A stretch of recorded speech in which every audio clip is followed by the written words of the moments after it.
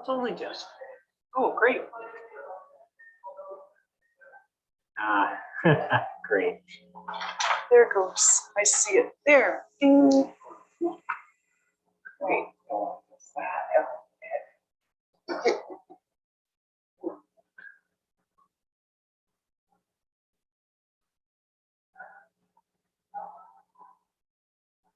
Okay, great. Thank you, Heather. We're set to go. We are. Good. We're connected. That's awesome. Well, good afternoon, everyone. And it is 4:34, and I'm going to call the meeting. It's ready. Oh, press the clock. Just not sure. Okay, you're good. It's okay. Okay. Sorry, I couldn't see The red part. My Okay. apologies. Sorry, we're just double checking technology again. In any event, in response to COVID-19, we continue to hold council meetings electronically, and we do have some members of council joining us electronically today. Members of the public are invited to participate in the meeting of council by accessing it live streamed on our Middlesex Centre YouTube channel. There are no additions to the agenda. Members of council, any pecuniary notices to give? Seeing none. And we can now move into the court of revision at 4:35. So I'm asking for a motion that council adjourn the regular meeting in order to sit as a court of revision under section 97 of the Drainage Act as amended, to consider the Camoka Drain Union Ave branch with members Councillor Arts, Councillor Cates, and then myself in the chair. Could I have a mover, please? Councillor Arts and Deputy Mayor Brennan. All in favor? Or should I ask them opposed? We're both in favor on the screen. Thank you. So we are now in the court of revision. The engineer's report for the Camoka Drainage Works Union Ave branch was previously, considered at the August 11th, 2021 meeting of council. The first sitting of the court of revision was held on September 8th, 2021.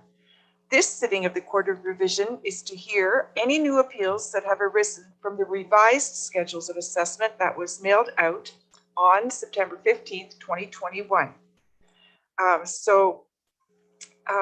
We are sitting as a Court of Revision. I'm wondering, we don't have any appeals that have been received for today's court. Are there any questions from the members on the Court of Revision?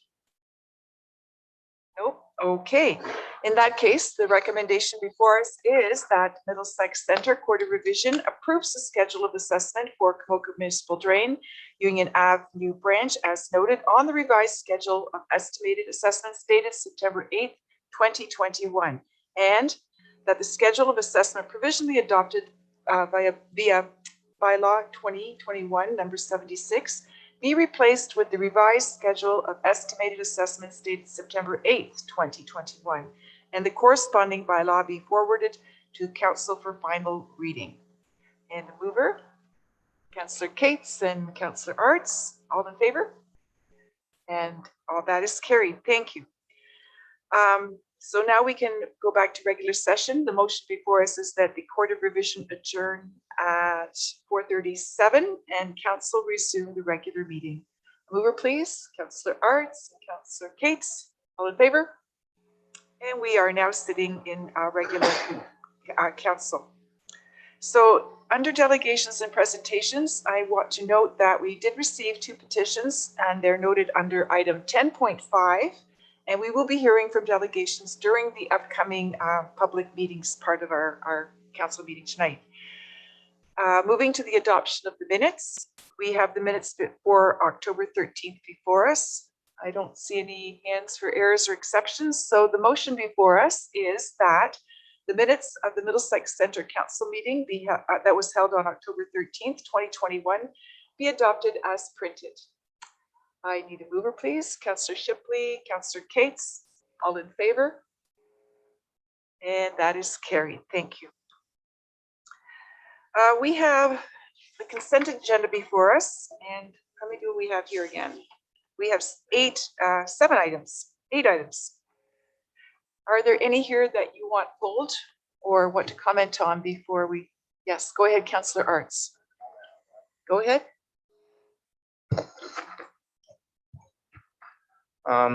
It's on the encroachment bylaws.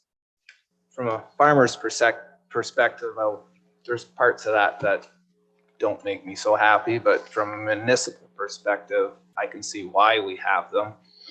So I'm going to vote, like, I agree with it, but I also, the understanding is that we're not going to have people become, what's the word, anal over some of these bylaws. Like, from a farming community, we know there should be some give and take, and I want to make for sure that give and take continues. And if for some reason they really want to start harping on what we've been doing, then I will want this to come back for review.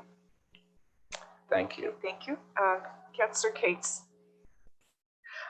Through you, Madam Mayor, I also had a couple of questions when I read this, and I did reach out to Rob.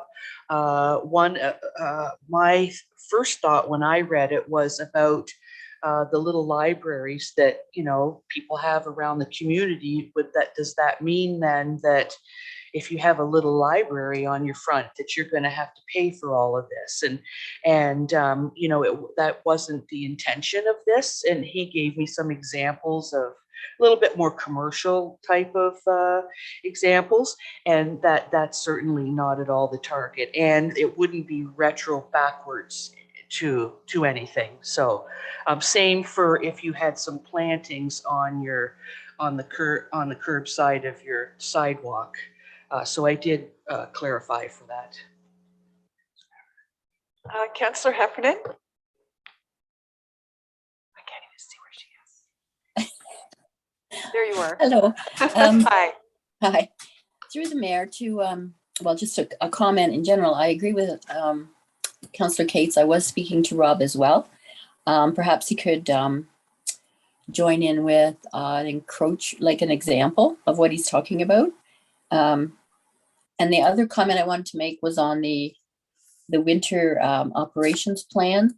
I really would like to see if, and I know it's not going to be this year, but if he would, you know, try and get the roads cleared a bit earlier, because I know there's some commercial traffic on our rural roads as well as school buses, and sometimes the roads aren't cleared by the time those are going forward. So that's just a comment.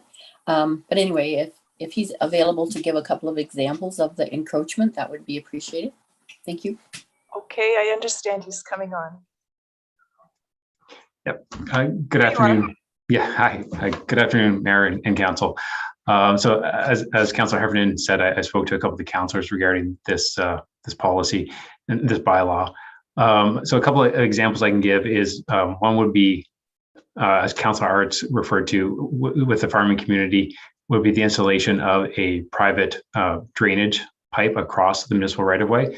The encroachment permit would allow us to use this as a mechanism to permit that instead of going through the Municipal Drainage Act, which becomes a longer period for the design and approval, and it can be more costly.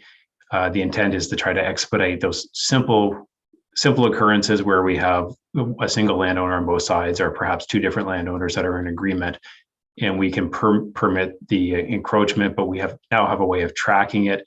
We can track it in our asset software so that if we do a road reconstruction, we'll know that it's there, so that if it gets damaged, we can replace it. Other types of encroachments would be something like along the commercial lines. If there was a small business or business that required, say, to install a utility pole, typically they would be on private property, but if there was a need for some reason that one had to go within the right of way, this would give us a mechanism to permit it. Many of the references that have been made, such as the little library or boulevard landscape work, a lot of that stuff is actually already not technically allowed through the right-of-way bylaw that's in place. So really the encroachment bylaw is a mechanism that we can permit things where it's really seen as necessary for the municipality to permit that. But we're not looking to go back and penalize people or be retroactive. It's very much like other bylaws that it would be complaint driven. We wouldn't have people out looking for existing issues. Anything else for Rob? Deputy Mayor. Rob, I can see where this is a very difficult thing to put in place, because you've got a real distinct difference between your urban centers and the agricultural section.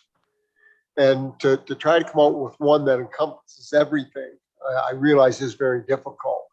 And especially this time of year when crops are coming off and farmers are parking trucks on the side of the road, because with all the rain we've had, there's just no way they can get them off the road into the field. And thus, something when we're rebuilding roads, as we did on 9 Mile this year, we put road entrances in long enough that a truck can pull off onto this road entrance into the field, and then they're not on the road. But in the meantime, and I know that you will use common sense in enforcing this. So I give you kudos for trying to come up with something that's going to satisfy both, but I think you're going to have a very difficult time. And if I may, Madam Mayor, I have one other one. Along the same line, the sidewalk and street lighting in the hamlets, you've got people, yes, no, don't want them. I guess I don't know if your plan is the ones that want to get it, the ones that don't want it, don't get it, and then you get those 2 or 3 in that area that maybe do want it. Do we continue to go ahead with them? Again, it's kind of a damn if you do and damn if you don't type approach. So again, I don't know where you're going to take it, but I see a huge conflict with some of the people on that too. Thank you. Are there any other items that councillors? Okay, I do have one item. I wanted to ask the CAO about the 7.2 Conservation Authorities piece. Yeah, we've got the new act and so on. We're going to have to negotiate. Can you give us any kind of a heads up about, I imagine that the mandatory mandated pieces are the easiest to address, but we have 5 authorities in 5 different areas with different problems and issues and concerns. Just even how we're approaching it, or what you think is a good way to negotiate 5 different sets of rules for providing service. Yeah, thank you, Madam Mayor. Through the mayor to the members of council. This is something to bring to council's attention in respect to the change in the way conservation authorities must operate in accordance with the new legislation.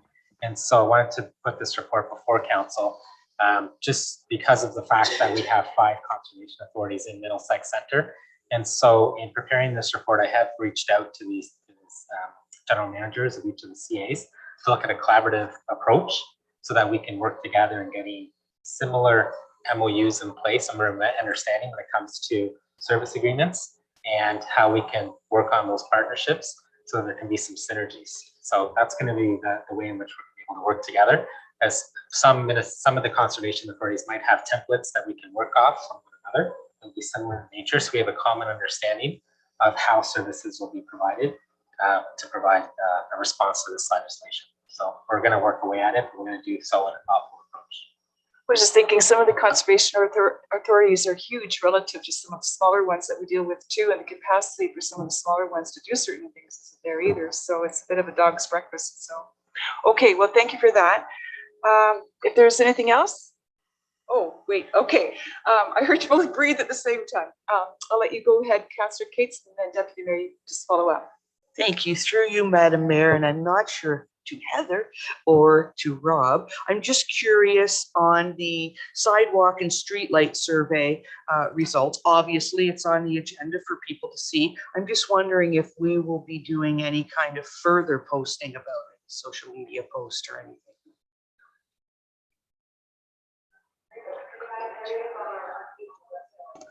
Oh, the results? Oh, perfect. Okay, thank you, Heather. Sorry. Go ahead, Deputy Mayor. Yeah, just to the CEO on the conservation authorities. Just a clarification point. Is it that council members now have to serve on those boards instead of public people? So when does that take effect? And I guess we'll be looking for volunteers for that. Yeah, through the chair to members of council, I suspect it'll come into effect for the new term, where when we sit down and we have to allocate who's going to be doing what committees. Taking into consideration changes to the Conservation Act will be one of those, where we will no longer have citizen representation on our behalf. it'll be when that term runs out, then it'll be an opportunity for elected officials to then take the helm. A little bit challenging for Middlesex Centre in the sense, like I said, we have 5, but we'll sit down as a team. We'll sit down as a team and figure that out when the day comes. So. No, and we have 1 in each area. Yes, so I think we're going to have it covered. In any event, go ahead, Councillor Arts, question? Through your mayor, this relates to Deputy Mayor Brennan. I got volunteered to be on one recently. There you go. And it's probably a good idea councillor is on them. I'm kind of like the first 12 months I was on municipal council, you're lost, they're throwing all this stuff at you. But these agreements, the government has backed off on when some of them have to be done, because there's no way the conservation authorities can get everything done on the timeline they give them. So that last report, I think Michael can verify that, they agreed to pretty well all the extensions that they asked for. And then there was what was that? Community Advisory Board. They don't have to do that. So yeah, it's a learning curve. Thanks. Okay, if there are no more questions, then the motion before us is that items 7.1 through 7.8 listed on the consent agenda for October 27th, 2021 be adopted as recommended. Deputy Mayor Brennan and Councillor Cates, all in favor? Thank you, that is carried.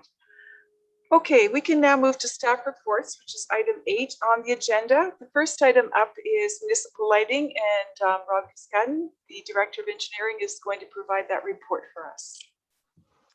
Yep, I'd be happy to. So this goes back to a motion that was made by the mayor on April 28th council meeting of this year. It was a motion for staff to go back and review our existing lighting and policies that we have in place, and to come back with some information related to that.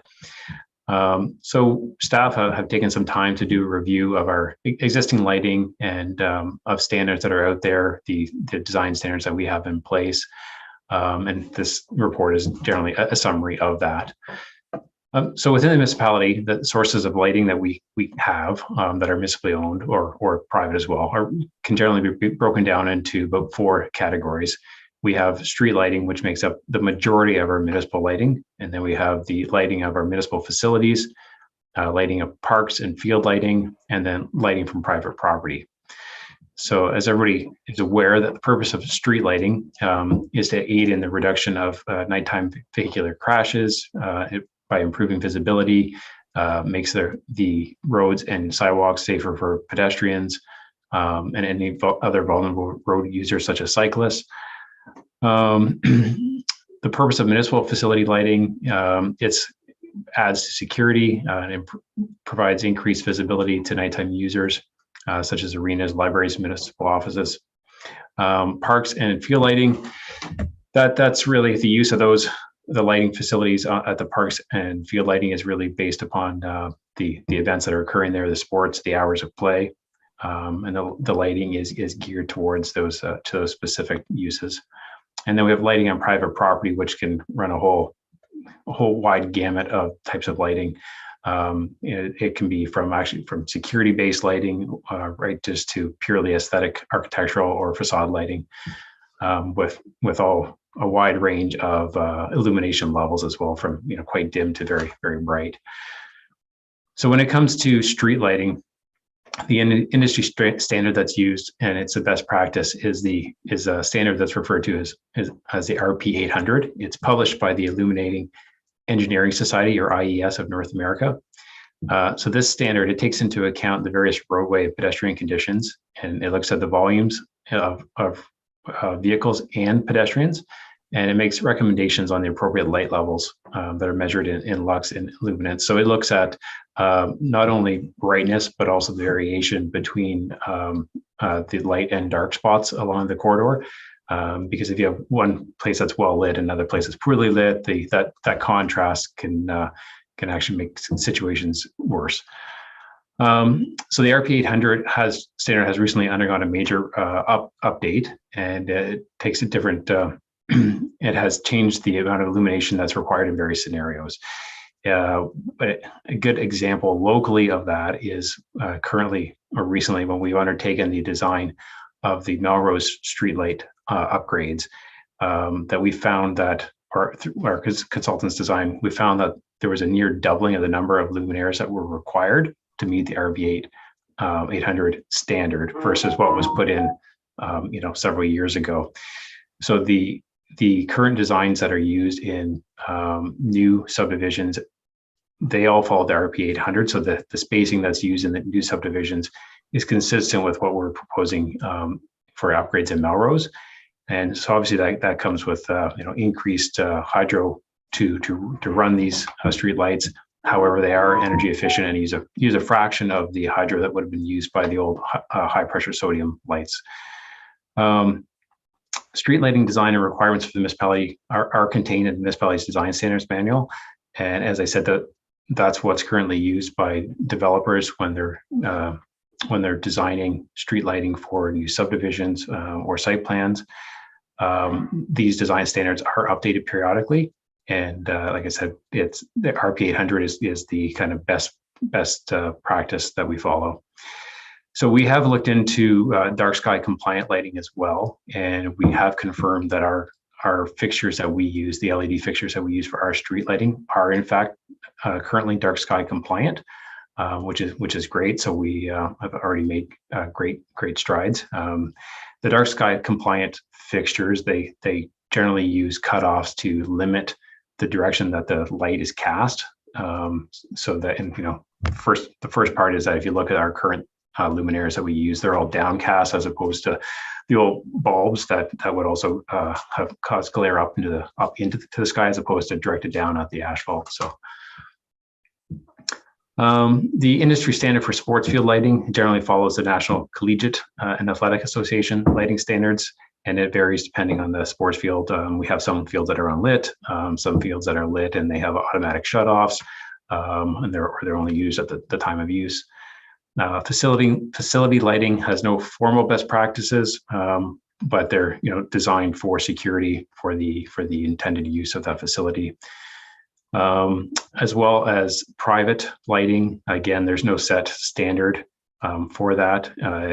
Municipality does have a municipal right-of-way bylaw that does cover and speak to lighting that affects light trespass onto municipal right-of-way. So if we had an issue, we can go back and use that bylaw for some level of enforcement. Also, when it comes to site plan development, one of the requirements of the site plans is that they don't negatively impact the adjacent properties through their lighting. So they have to go through a lighting modeling or photometric analysis as well to show the lighting pattern on their property. So I think everybody's familiar with light pollution and what dark sky lighting is. So I just kind of touched on that, but just to kind of briefly say that light pollution, it's, as it suggests, it's the unintended nighttime light that's either cast up in the air or cast onto a property where it's not wanted, has negative effects in many ways. One, it's just the simple reduction of the visibility of the nighttime sky and the stars, but it does also affect many things in the natural environment. Both the foliage on trees can be affected. There can be effects on birds with ones that are migrating at night, and potentially even the health of humans. So dark sky lighting, these are light sources that do not broadcast light up into the atmosphere. So generally they're all focused down. And then the other aspect of them is that with dark sky lighting is that they try not to overlight sites. An example of some sites that might be overlit or have been overlit in the past would maybe be like a gas station where they're very, very, very bright for security reasons and trying to attract people in at night. But that can cause a high level of contrast between the site and adjacent roadway lighting. So the report also gives a number of examples of dark sky compliant fixtures that are out there. We know there are a number of different options. We have our fixtures that we currently use. Somebody that was doing undertaking, say, a site plan development, if we're requesting that they use dark sky compliant lighting, they still have many options to choose from. They would not be limited by the municipal standard lighting that we use on our streets. So as I mentioned before, the street lighting is the one that makes up the bulk of the municipal light sources. So our intention is to continue to use the RP 800 standards as our best practice on all new streets. Over time, one of the questions that was brought up through the sidewalk and street lighting survey is whether or not we would also whether or not there'd be an appetite to do expansion within existing residential areas. If that's the case, we would also apply the standard there, of course, and follow that standard. When roads are reconstructed, as time goes on, roads are reconstructed and lighting upgrades are required, the intent would be that we would also meet the RP 800 standards and bring current lighting levels up to the current standard. So there are a number of municipal bylaws where these lighting constraints are already covered off. So we have the property standards bylaw that talks to the general state of repair of lighting equipment, but doesn't really place limitations on lighting itself. Then we have our site plan manual, which gives general guidance on providing illumination on site. So generally that it follows closely with what we would do within a right of way. Most developers and consultants, whether they're doing modeling, would look to follow the RP 800 standard on private sites as well. And then we have our municipal design standards manual. This is where we identified the RP 800, the type of fixtures and poles that we utilize within the right of ways. And then we have our municipal right of way bylaw, which I mentioned earlier, can provide some level of enforcement for light cast into the right of way. So hopefully this is generally what council was looking for with the request back in April. And so staff have put together two options of how we can proceed with this. So we can either create a policy that would be used as a municipal guide for decision-making as it relates to lighting within the municipality.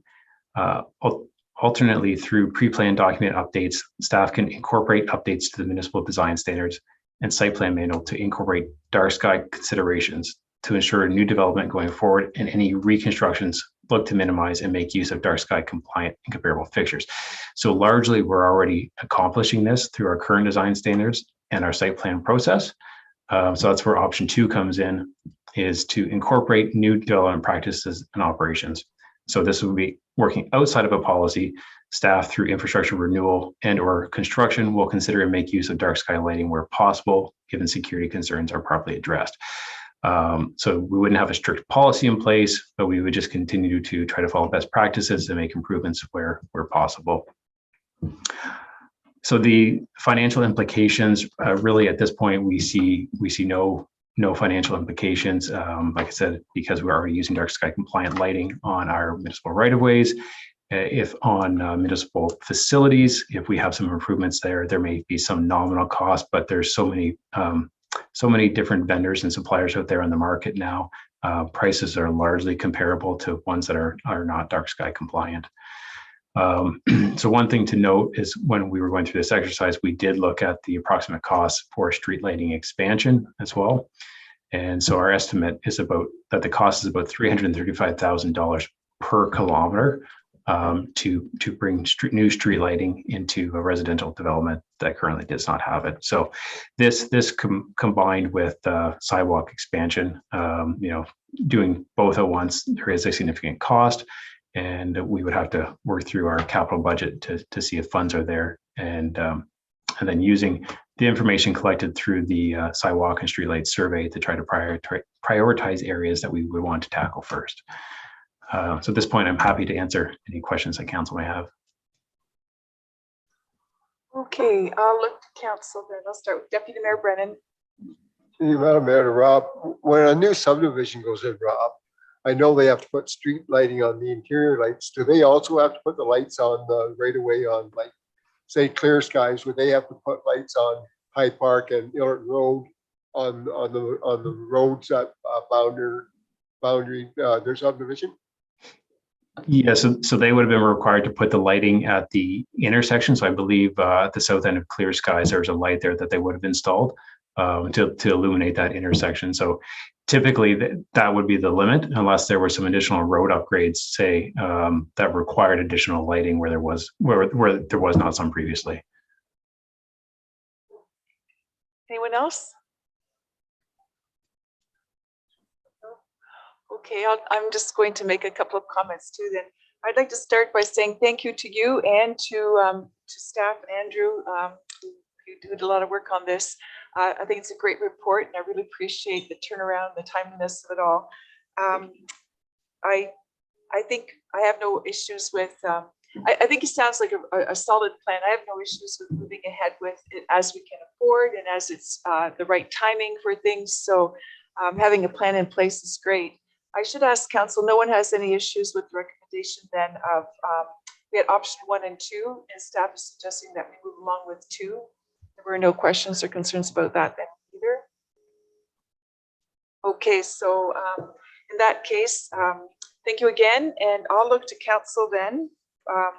The motion before us is that report PWE 32/2021 regarding municipal lighting be received, and that council confirms utilization of existing standards and bylaws as it relates to municipal lighting.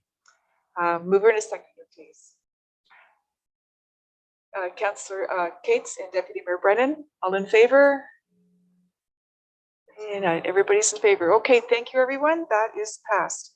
Well, we are a little bit ahead of schedule, so I suggest we go to item number 12, which is correspondence. It's on page 10 or something like that back here. Oh, there it is. All right. We have how many items? 6 items before us. Is there anything anyone wants to comment on or take a look at? Seeing no hands, then the motion before us is that correspondence items 12.1 through 12.6 be received as information. Councillor Shipley moves and Councillor Art seconds. All in favor? And that is carried too. Thank you very much. All right, and now next item is the County Council update. I'll look to Deputy Mayor Brennan, please. Thank you, Madam Mayor. First off, we were talking about some new businesses that have come to Middlesex County. Thames Centre has one that's going to be employing 300 people plus, which is a good news story. And Stratholme also has some new businesses locating there that are going to see some significant employment for them too. So when any of the municipalities in Middlesex County get businesses of this magnitude, it certainly helps the whole county. Other business from across the county was Middlesex Centre's boot drive. It was announced, and how successful it was, to the tune of $26,130. So we'd like to congratulate our firemen for being out there and doing the job, and a great job. So thanks to them for that. The Granton Gardens, which is a public thing that grows gardens up in Granton, and they had access, so they donated 760 pounds of food to the Elsa Craig Food Bank, which was a nice help to them at this time of year, I'm sure.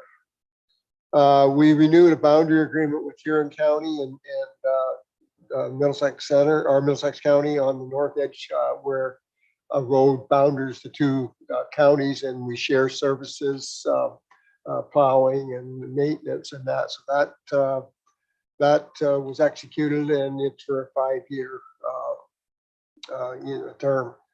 The London Middlesex Paramedic Service is looking at doing a new master plan, and they had 5 bids. The RH bid was $159,800, so we're going to go with them to redo the master plan for the paramedic service.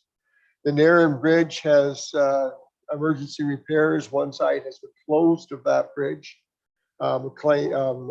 McLean Taylor submitted a winning bid of $139,000 to redo the bridge and get it back up so it can be reopened right away. And future, that money will come from reserves, and future look at the bridge, whether it's going to have to be done anything further. But there's 1 or 2 beams have to be replaced underneath it on the one side. So, and some plates welded on the other beams on the other side to make it passable. The London Middlesex Paramedic Service is again seeing a huge increase in calls and offload delays. They're up to 70,000 calls this year. So they're looking, or they were looking to add 3 12-hour vehicles to try to keep the service, because what happens when the city gets overwhelmed, they call the county units into the city to help out, and then we have to call other counties to back up our county area. So it's not a good situation. So hopefully these 3 12-hour vehicles will help to alleviate some of the problem there. On November the 15th from 7:30 to 8:30, and there's several of these meetings. The Thames Valley School Board are having meetings in different municipalities. I think the closest one to us that I could ascertain was November the 15th from 7:30 to 8:30 at the Dorchester Arena, I believe it is. And so if anybody's interested in catching up on what's going on there, they can go there. The South Central Ontario Region SCORE infrastructure, they're working on a whole host of things: transportation, community transportation, rail, broadband, energy, short line rail, which could create 800 jobs. All these things to try to improve transportation in the rural areas, to make it more accessible for people. And particularly, I think it's important with several areas within the county looking at possible apartment buildings. So a lot of those people don't drive, so they're going to need public transit. So the more stuff that we can do, the better.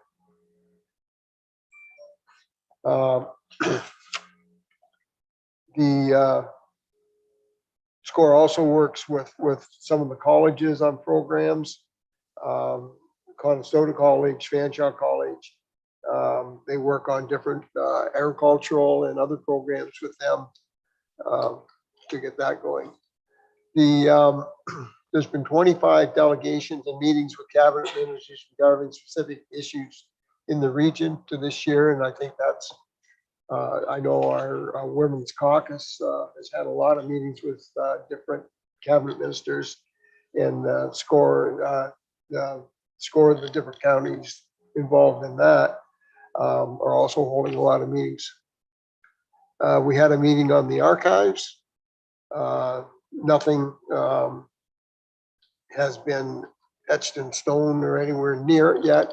It's actually going back for further staff reports for us to try to figure out who wants it, who wants to go with it, who wants to just stay on their own. And it's a long ways from being anything happening there. I wouldn't look to see anything happen this term of council at all. Part of the reason is, tax dollars in the county usually go to mandatory services. Ambulance services, roads, that sort of thing. Discretionary programs are a nice to do list. Hospital funding, tax farm rebates, that sort of thing. But there's a lot of things that, if people want it done, it's going to cost a lot more tax dollars, and it comes down to whether people are willing to support that. Stratholme Lodge is getting new window replacements. Empire Window got the contract at $57,500 to replace the windows at Stratholme Lodge. They've never been replaced since the building was built, so it's high time they were. That's about it now. There. Okay, any questions? Yes, go ahead. Thank you. Yes, Through the mayor to John, Deputy Mayor John. Are they still utilizing the offload nurse and emerge, or is that kind of gone by the wayside? Mentioned to us, there still is a huge backlog, even more since the pandemic. Things have been coming up out of the pandemic. We're seeing an increase in people going to emergency service, senior people, and that. Even though we have, the paramedics that go door to door and check on people and try to keep them out of the emergency department, they're still seeing a huge increase. But as far as the nurse practitioner there, I'm not sure if she's still in place or if the funding's still there, but I can check that out. Thank you. Okay, anybody else? I don't see any hands, so thank you, Deputy, for that update. I think we're kind of, We are, so Yeah. for a recess Well, until 6. yeah, we are starting the next section at 6 o'clock, so we'll take a break until then and we'll take a little recess. Thank you.